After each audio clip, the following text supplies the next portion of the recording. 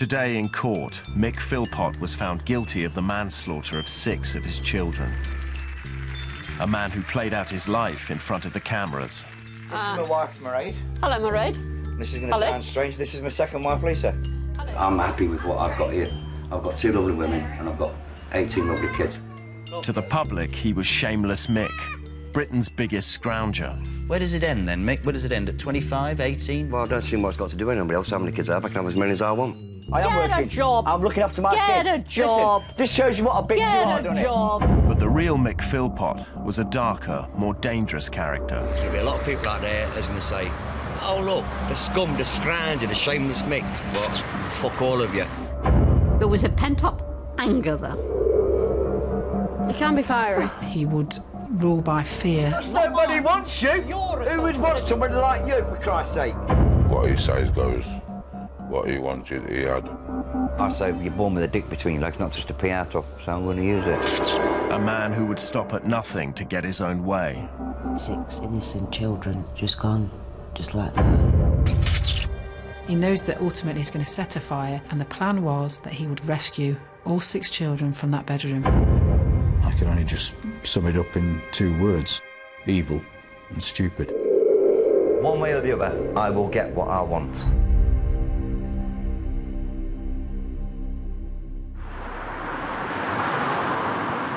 What's your name, Mrs. Philpott. Mrs. Philpott. How many kids are in the house, Mrs. Philpott? Where are they? 6 of them. Sorry? 6 of them. In the early hours of May 11th last year, fire broke out at 18 Victory Road. In the house was Mick and Mairead Philpott and their 6 children. Where's the fire? It's in the front of the house somewhere. It's in the front of the house somewhere. Yeah. The fire was quickly spotted by neighbours. When I looked out the window and I seen the fire up the door, it was instant. I just went with my brother. I said, oh, the house is on fire. Naturally, I thought that our house was on fire. And he said, no, Mick's house is on fire, we've got to get the kids out. You know, there's kids over there. So with that, my brother's gone. I ran up the street and I got to the front and it was just a wall of fire. I was thinking, oh my God, that's gone, that grows so fast. With the front door on fire, the only way through to the back of the house was over a caravan. Another neighbour, Daniel Stevenson, was also there, trying to get up to the back windows. Mick Philpott was on the phone in the backyard. I flushed under that. I can't do it. There's no noise from its children. There's no noise from its children. As soon as I jumped over the caravan, I said, where's the kid, Mick? They're all in the back bedrooms. And when I climbed the ladder, I noticed that the window was smashed. And I tried to shout through the window, but how's it easy to say? It was like putting your mouth around an exhaust pipe of a car. I didn't go into the house, I was on the top of the caravan. There was a side window at the top of the caravan. Smoke was coming out of there, and it was more smoke than fire, you know. The smoke was black, thick smoke. Michael, can you see any flames? I can see that smoke. I can't see anything else than that smoke. Beaten back by the smoke, Jamie began looking for another way into the house to rescue the children. I was running around his kitchen, his conservatory, trying to get in, just trying to get forward, thinking his little kids upstairs. Try and get. 4 minutes after receiving the first emergency call, the fire crew had arrived at the front of the house. Because of where the fire started at the foot of the stairs, and the fact the fire spread up the stairs, in effect cut off any exit route for the children. So essentially anyone up there was trapped and there was no way they could get out. Once they went into the house, they were met by a very thick wall of black smoke. Could barely see the hand in front of the face. The smoke had hit the ceiling on the first floor and banked all the way down to almost floor level. At this point, the temperature had been rising as well, considerably. Just to the top of the stairs, there's a bedroom almost straight in front of you. That was the first room they went into, and in that room they did find one child. Jade was the first child to be brought out. She was carried down and laid on the pavement, where desperate attempts were made to revive her. They went into the next room, where they found 2 more children. One by one, her brothers were brought out and laid side by side. When I come round to the front, it was like a war zone. It was like, whoa, you know? That's when you realised how severe and how bad it was. Yeah. You've got emergency services here, there and everywhere, running around here, and you've got babies coming out. The 6 children were rushed to the Royal Derby Hospital, but it was too late to save 10-year-old Jade, Mick and Mairead's only daughter, and their 4 younger sons, John, Jack, Jesse, and 5-year-old Jaden. The only surviving child, Dwayne, was critically ill. He was moved to Birmingham Children's Hospital, where family and friends gathered. We went in to see Dwayne, and it was just heartbreaking to see him there fighting for his life. Within hours of the fire, 18 Victory Road was declared a crime scene. The fire starting behind that front door. 2 possible causes. Was somebody poured petrol through the letterbox, or has petrol been used from inside the property to set the fire? Officers immediately questioned Lisa Willis, Mick Philpott's former mistress. She had lived at the house with Mick and Mairead, but had left with her 5 children just 3 months earlier. She was quickly ruled out. The local community struggled to come to terms with the unfolding tragedy. 2 days after the fire, Dwayne became its 6th victim.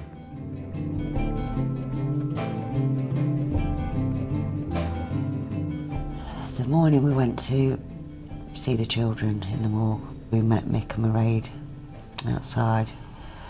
They asked if we'd go with them, and I said yes. It's probably one of the worst things I've ever had to do in my life. It tore me apart. It tore me apart. 6 beautiful little children just taken away like that. And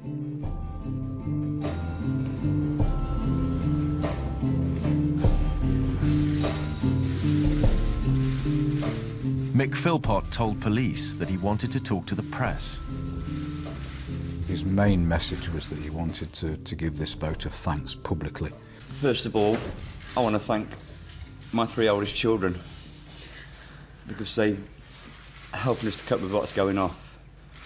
But his behaviour that day concerned and dismayed those watching. Myself and Joe across. I met with both of them in a private room, obviously, to brief them, and he seemed to come in very jovial, really, a very jovial manner, as though it was some kind of game, it appeared.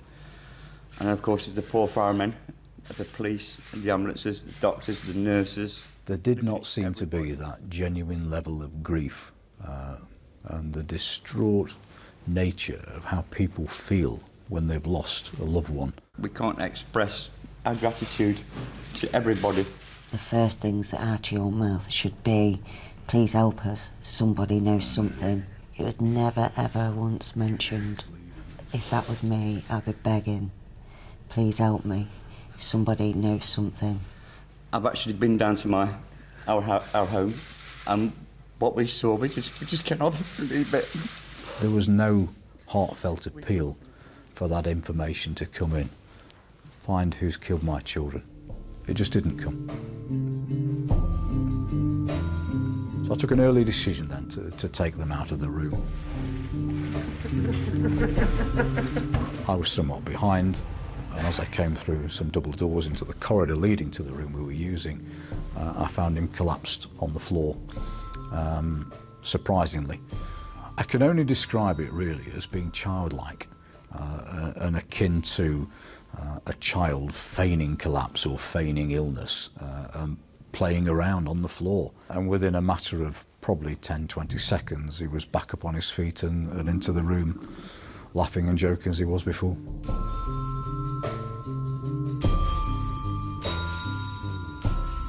Two weeks later, the couple were arrested over the deaths of their children. Mick Philpott played out much of the unfolding tragedy, as he had his life, in front of the cameras. Anne Widdecombe got to know Mick Philpott in 2007 when he took part in a show for ITV.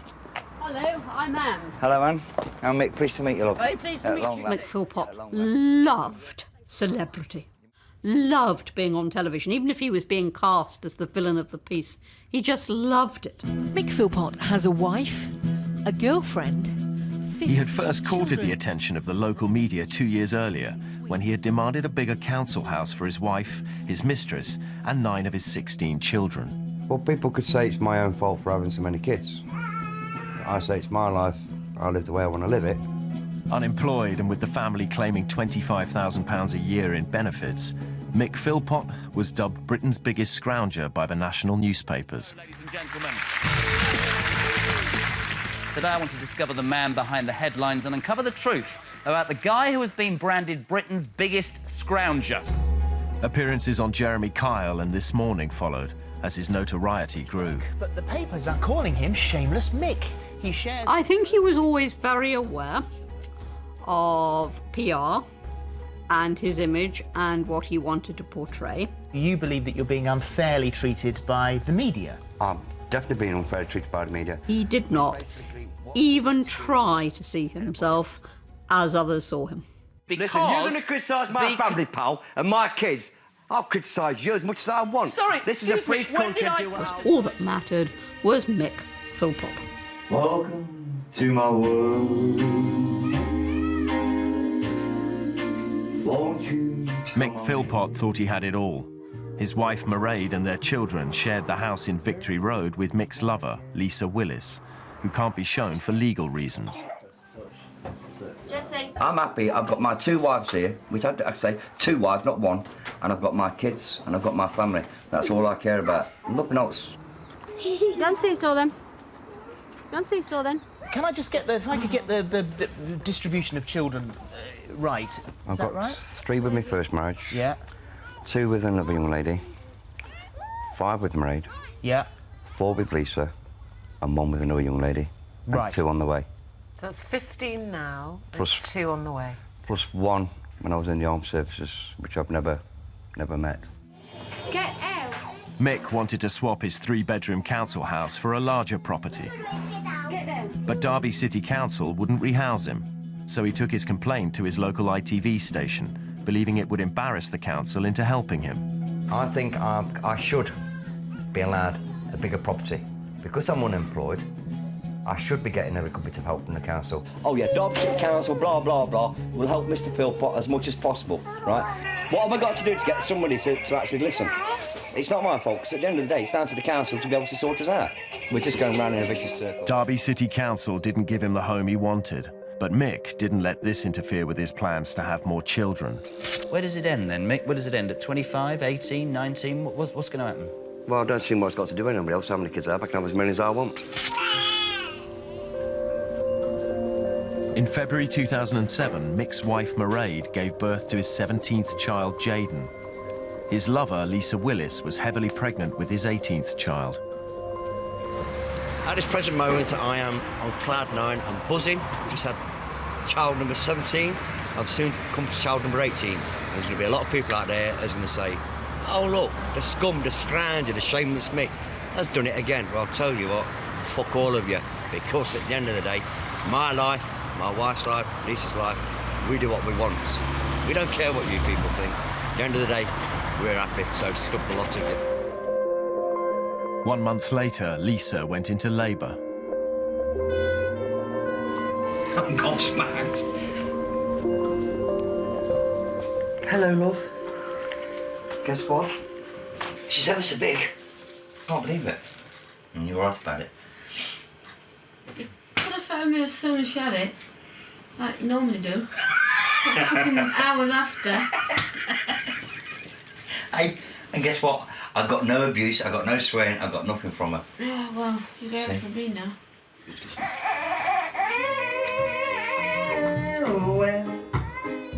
I am king. Surely I will. By spring 2007, there were 11 children living in the house at 18 Victory Road. He keeps trying to tell me he's religious, but he's not religious. He just reads one part of the Bible, go forth my children and multiply. That's what he's doing. Are you having any more babies? I fucking am. Either her or Lisa will be pregnant in 6 months' time.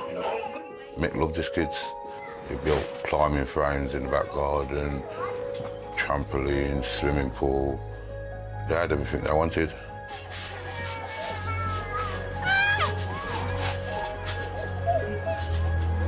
And those lovely children, absolutely lovely, and so well behaved. For saying there were so many in the house, they were so well behaved children. They was just adorable. Sit. Sit. Good girl. Hello. Oh. Hello. No, I mean, people criticise for having a big family. We're not on our own. Loads of people around with big families. It's just that we're highlighted because we asked for a bigger house. Once again, Mick invited round the local ITV crew, Hello, Mick. Peter Bean from Central News. Oh. hoping they would champion his bid for a larger home. Good evening. He remains unemployed. He still lives with his wife and mistress, and he's still having children. But his plan backfired. Well, it's an extreme case of what's happening, I'm afraid, week in, week out, that people are scrounging off the state, and I just really can't think of any other word for it. I think it's a load of shit.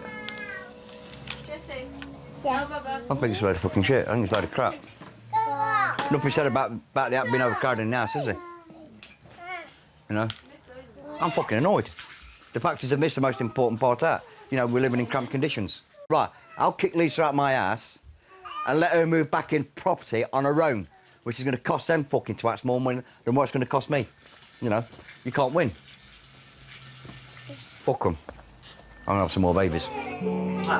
Sloppy chops. He decided the life that he wanted. He wasn't going to work. Whatever happened, he was not going to work. He'd worked out a system whereby he could live at the expense of the rest of us, providing there were enough children and individuals in the house bringing in benefit. That was the sum total of it. Why can't I get this, that and the other? It's not fair. This country's going to pot five. Hang on a minute.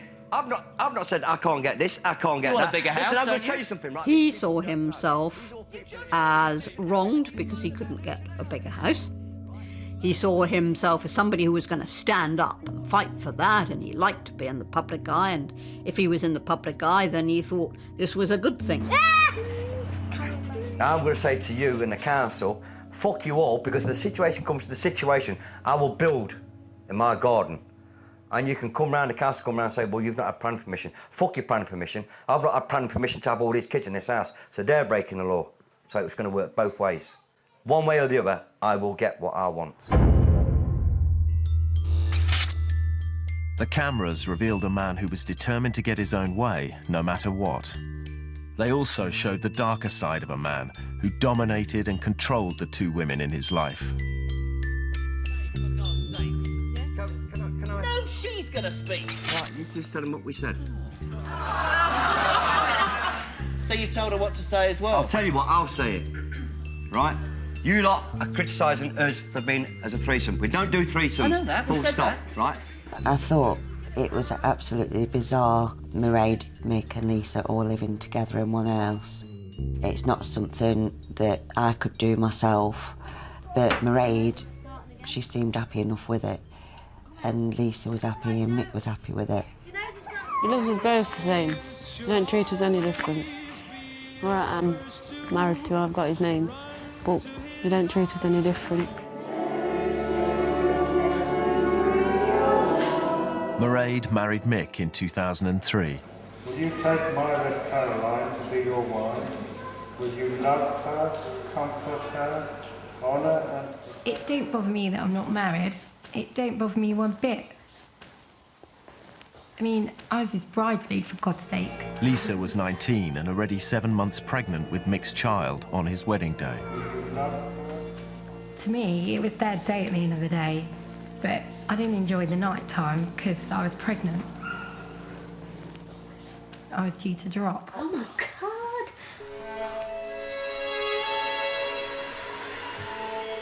I don't think for 1 minute he would have ever had Lisa. If Mairead could have put her foot down with him, it would never have happened.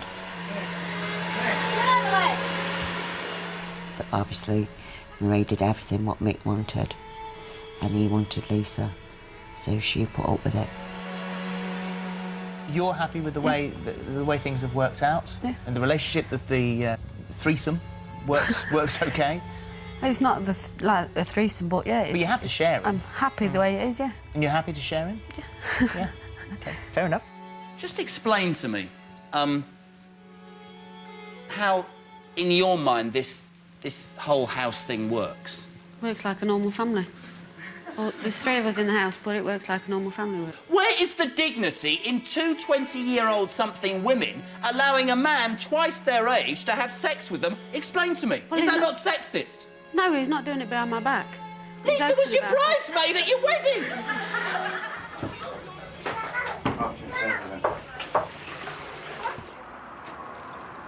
Mick had a caravan by the side of the house where he slept each night, first with his wife, then his lover. Now, normally, if this caravan's rocking, you better not come knocking because this is where it all happens. As you can see, this is a nice big king-size bed. This is where the action takes place, if you know what I mean. I'm not going to say too much about it, but yeah. One night I'll have Mairead in here, and then the next night I'll have Lisa in. I used to say to Lisa and Mairead, I don't know how you can live like this. It's disgusting what you're doing. But they used to sort of like laugh it off. You don't find it strange when, of a Monday or Wednesday or whenever it is, he's in the caravan with Lisa? No. Why do you think most people are pissed off with you? Jealous. Of what? Me living with 2 girls. That's all it boils down to. That's all it boils down to. How do you choose who gets it? I don't. I'll service both of them. If they both want it the same night, mate, I won't take one without the other because that's... Can I ask you another question? I've got to ask you this. Go on, mate. Do you have threesomes? I knew that was coming. No. Never had a threesome? No, you know that. I have, but not with these 2. Mick's always been a player. From the day I've known him, he's been a player. I say you're born with a dick between your legs, not just to pee out of, so I'm going to use it. Just say, like, for instance, I went out, and there was some nice young lady, and she gave me the eye and a come on, and I knew she wanted it. I'd oblige, because I'm a red-hot-blooded male at the end of the day. And I'm not going to... I don't even know my wife's listening. I ain't going to turn it down. We'd go out for a drink most weekends. He'd have a laugh, he'd have a joke. If there's a woman there he fancied, he wouldn't think twice of chatting her up, even though Lisa was there or Mairead. Would you be happy, by the way, ladies, for wife number 3 to come into the environment? No, I don't think it'll happen anyway. But if it did, how would you feel? It's not up to me, is it? It's up to him at the end of the day. It's his trousers. People want to criticise me, I'll criticise them. Because it's my life, my choice. And let's be honest, at the end of the day, there's thousands of men out there who would love to be in my position. Mick Philpott had created a world in which his wife and lover were subservient to his needs and desires. When Lisa broke away, Mick's world imploded. It would prove the catalyst to a sequence of events that would end in the deaths of 6 of his children. Mick, and don't take the piss from me, because I can't play very good. No, I can't either. Mick Philpott was portrayed in court as a man who expected to have everything his own way, especially in his dealings with women. You're going to be in an argument with me, Dot, and you ain't going to win it. Believe me, you ain't going to win. You've got no idea what it's like bringing kids up, so don't even go there. You have no self-control. It was a side to his character revealed in 2007 when he agreed to let Anne Widdecombe find him a job as part of a show for ITV. This is my wife, Mairead. Hello, Mairead. This is going to sound strange. This is my second wife, Lisa. Hello, Lisa. How have you got 2 wives? They don't allow it in this country. Well, no, but I class them as 2 wives. I see. If the country don't like it, it's tough. Right. His attitude towards women was one of complete contempt. He always referred to women as bitch. Bitch this, bitch that. Every bitch out there that's got children who's looking what's at... that expression you just used? That's what I'm going to What's use. that expression All right, you every just- woman... Is that how you describe the ladies? These are my ladies, different. Oh, but everybody else is... Why don't you shut your mouth and let me have my say? He obviously regarded women as there to serve his purposes. I am Get working. a job. I'm looking after my Get kids. a job. Listen, this shows you what a bitch you are, doesn't it? Get a job. You, useless, you are. Yeah, Seriously, yeah. You're like Yeah. the rest. Talk Yeah. to that, because you're not worth the I work, extension. mate. There were certainly moments when I stepped back, if you like, moments when I flinched away from him. You're a coward. Let's do as a coward, bitch. Let's fucking move it. There was a pent-up anger there. I have just You're exactly the same as Jamie Cow, so all that. Oh, dear You're all me. that. I think Come you're on, fine. answer me question. I just have, but you weren't listening. Go on, answer again. Mick had a violent history. For the women in his life who tried to escape his control, his temper could be deadly and terrifying. In 1978, Mick Philpott's teenage girlfriend ended their relationship. Mick responded with violence. He broke into his girlfriend's house in the early hours of the morning and stabbed her repeatedly. When her mother tried to intervene to protect her, she too was stabbed. Both women were lucky to escape with their lives. Mick was convicted of attempted murder and grievous bodily harm and sent to prison. The violence that he was sentenced for in 1978 is an absolute definite warning of the type of person that Mick Philpott is and how very dangerous he is, especially to the women in his life. If I was a rapist, a kid molester, or a mass murderer, I'd understand, but I'm not. Something happened to me in 1978, which I've regretted all my life. You know, I'm still paying for it. It was a spare the moment thing. Apparently, if I'd have been in France, I'd have walked scot-free. After his release, Mick started a new relationship, and the couple had 3 children. But it wasn't to last. In 1995, he met 14-year-old Heather Keogh. Mick was 37. I think his preference for younger, more vulnerable girls gives us quite a few clues about his personality and how he relates to the world and how he relates to women.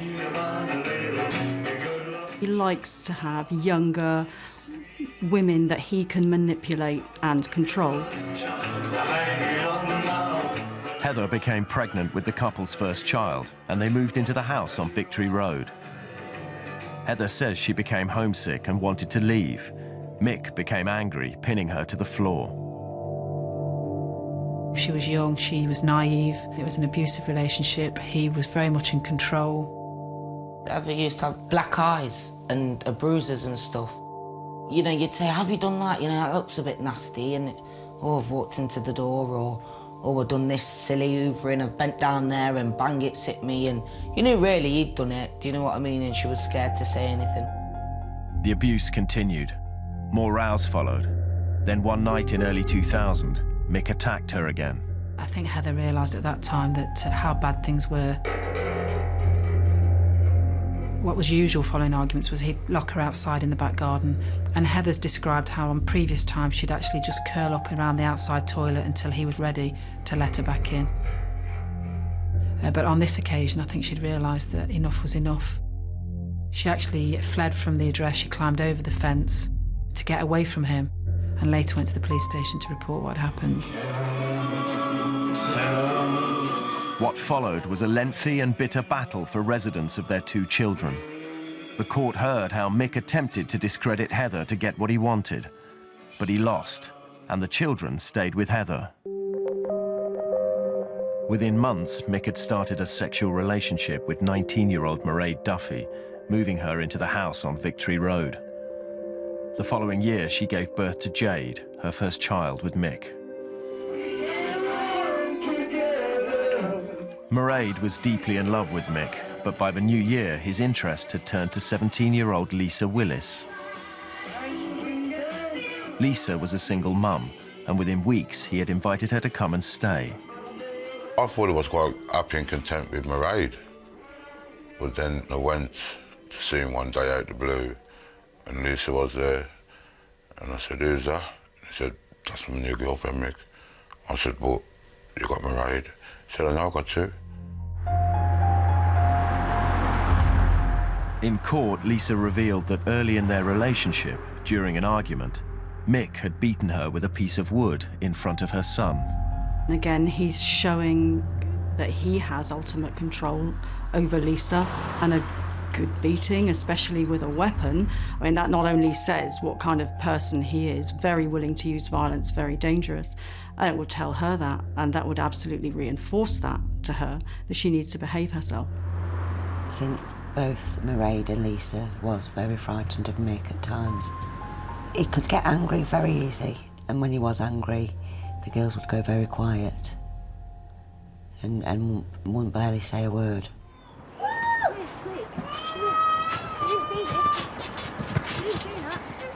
Blue eyes. Yes, you are. You're my blue eyes. In the bed. I'm happy with what I've got here. I've got 2 lovely women and I've got 18 lovely kids and I've got 11 of them at home. There's not many people outside who can turn around and say he's got plenty of money and say they've got what I've got. I'm happy.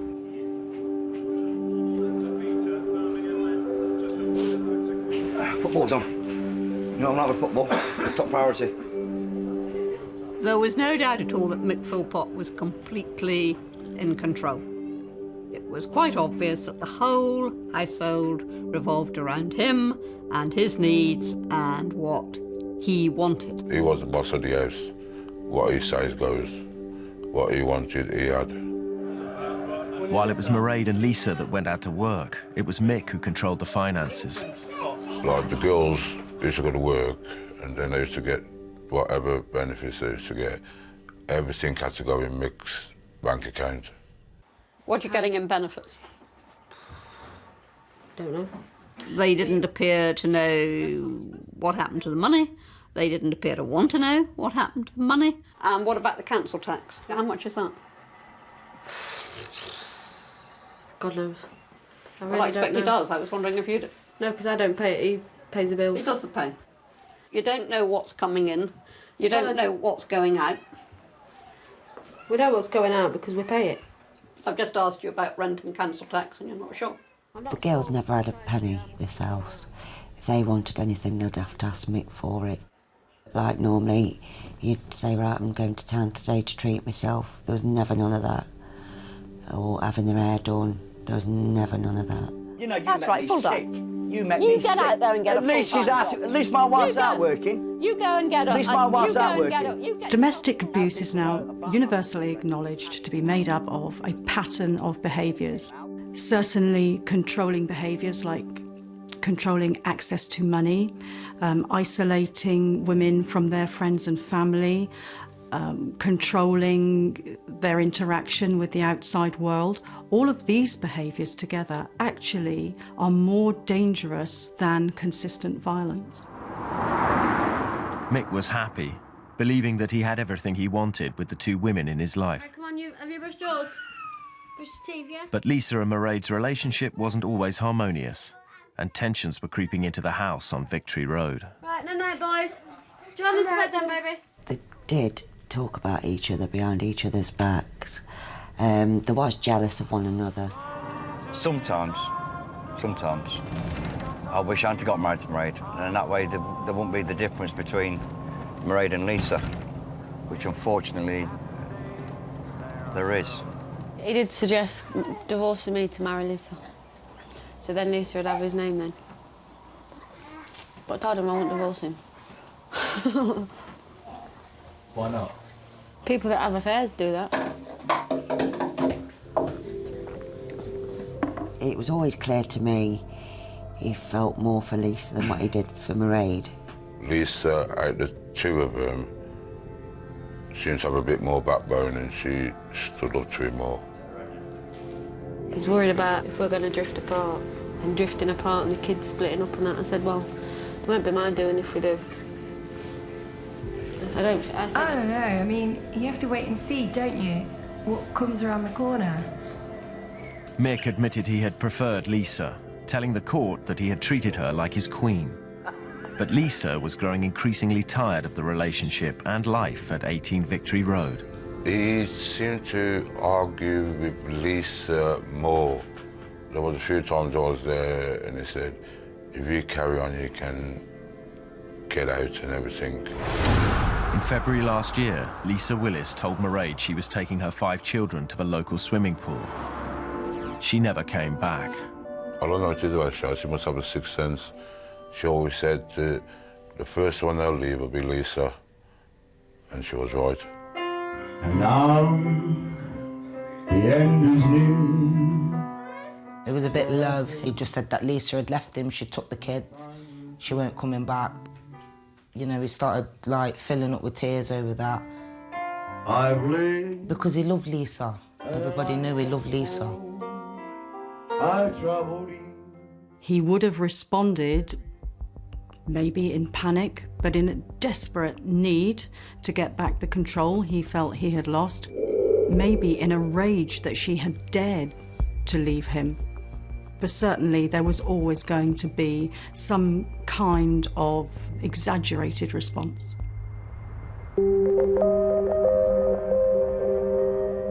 There were increasingly bitter rows between the couple, and Lisa went to the courts to prevent Mick coming near her. The last time Mick had to fight for residence of his children was with Heather. She had won. This time around, he was determined that wouldn't be the case. This is a man that'll stop at nothing to get what he wants. It's our belief that Michael was so keen to ensure that nothing was going to stop him getting those 5 children that he started the campaign to try and discredit Lisa. The police were repeatedly called as arguments between Lisa and Mick escalated. Mick claimed that Lisa's family had made threats. In early April, Mick was driving a group of friends to a darts match when he took a call he claimed was from Mairead. Mick comes off the phone and alleges that somebody's threatened to firebomb his house. Different members of the bus recall it differently, which is understandable. It's nearly a year ago now, but they're all clear that he alleges there's some sort of threat. A few weeks later, when a neighbour came over, Mick claimed to have received a threatening text from Lisa. I went round there 2 weeks, like, before the fire had happened, and he was just, like, sort of clapping his hands, oh, when I've got her now, when I've got her here, look, threatening to burn my house up. I'll see her in court, I'll soon have my kids home. I believe he's done that in order to support his actions in the future. He knows what the plan is. He knows that ultimately he's going to set a fire, but he needs to sow the seed in some people's heads as to who's responsible.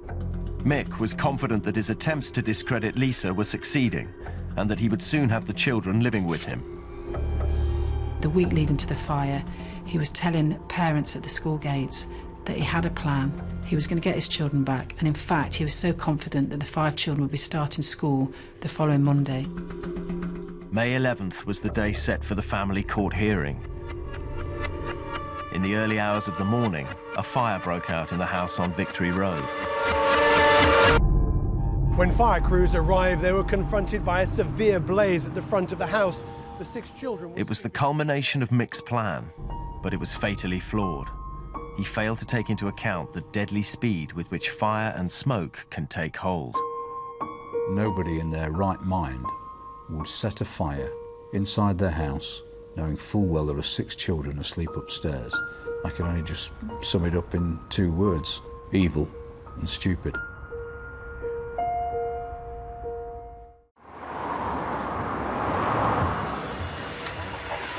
Right, this is the proper way you hoover up, right?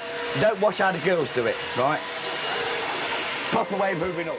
Mick Philpott had created a world for himself with his wife, his lover, and their 11 children. A world that he controlled. One way or the other, I will get what I want. When Mick's lover Lisa Willis left, taking their children, he was prepared to do anything to win them back. But his carefully laid plans went tragically wrong. Michael Philpott never expected the fire to end up like it did. He thought it would be, I think, a very low-level crime, something that he would get away with. 18 Victory Road had become a crime scene. The investigation, which is still in its early stages, continues to focus on what caused the blaze. It became apparent to detectives that the parents couldn't be ruled out. The day of the fire was critical for Mick Philpott. He and Lisa were due in the family court. Now, you've got this apparent coincidence of it starting actually in the early hours of the morning before they're all due at court.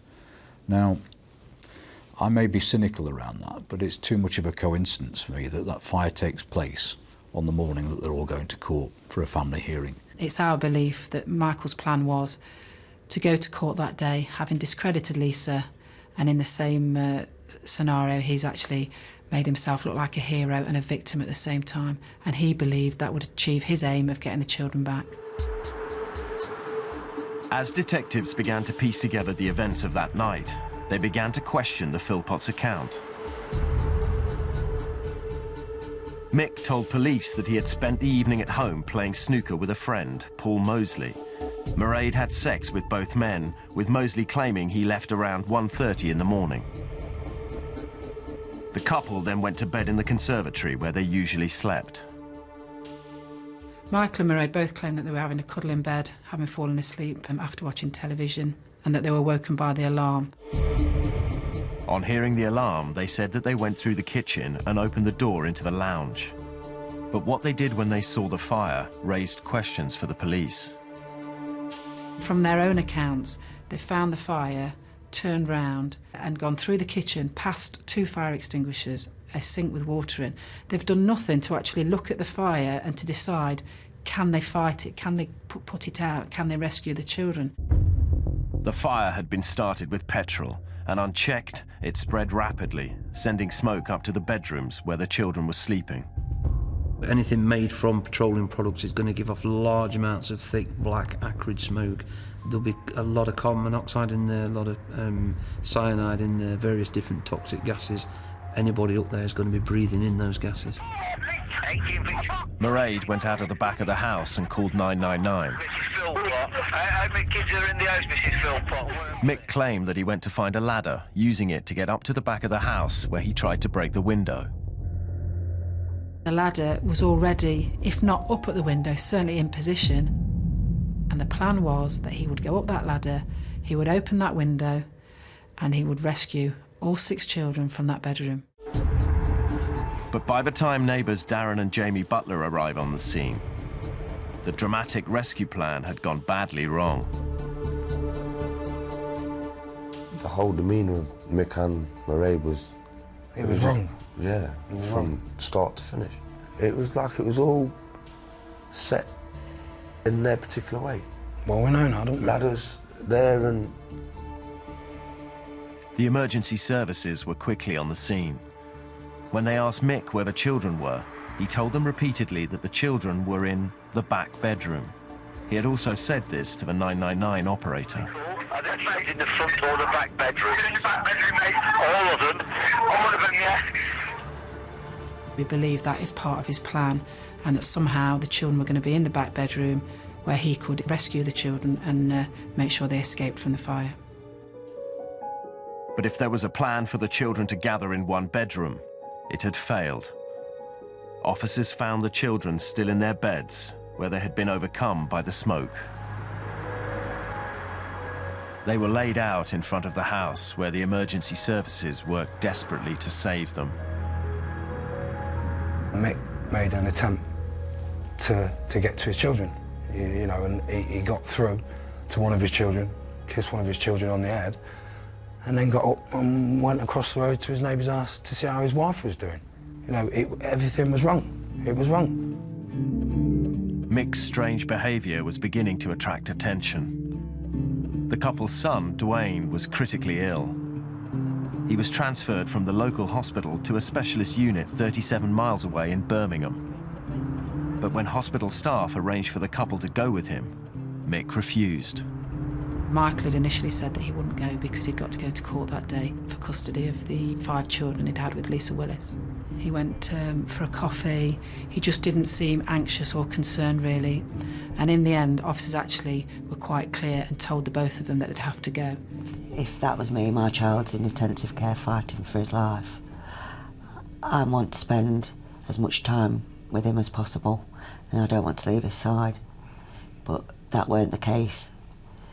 They was more interested in running around the hospital, having sneaky chats with Paul Mosley. And he was doing things that a normal human being wouldn't do. Me and Sharon was like walking down the hallway and he was behind us, and all of a sudden he shouts, "Mick," and I turn around And he's grabbing this woman's bum and saying, "This is what I like," and I just turn around and I think, "You just lost the kids, mate. How can you go on like that?" Mick did the press conference thing. It was fake. And not once did he say, "Can anyone help me in finding who started the fire at my house?" He was too busy thinking Tom, Dick and Harry. Excuse me a minute. It was false. That was crocodile tears. In an attempt to understand the Philpotts' bizarre behaviour, the police secretly recorded them.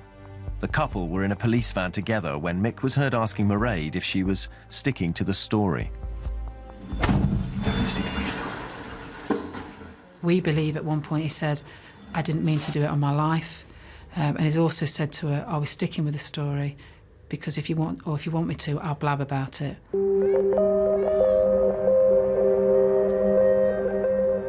As the investigation progressed, traces of petrol additives were found on the clothes of the Philpotts and the friend who was with them at the house that night, Paul Mosley. Mick and Mairead Philpott, along with Paul Mosley, were charged with the manslaughter of their 6 children.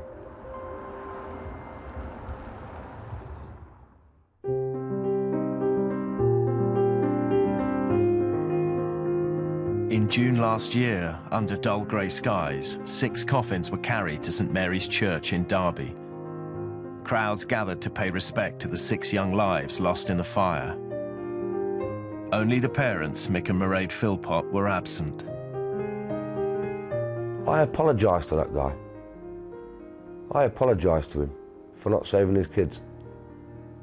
Do you know what that did to me? That ripped me right open. Right down the middle.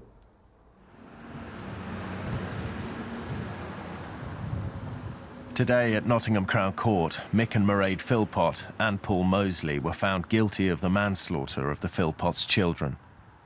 Dwayne, Jade, John, Jack, Jesse and Jaden. I've never dealt with a case as sad as this, so there isn't a winner in this by any stretch of the imagination. All we've done is really try to just seek some justice for 6 children who are no longer with us, that were on the cusp of their lives, and hopefully we've got justice for those 6 poor kids.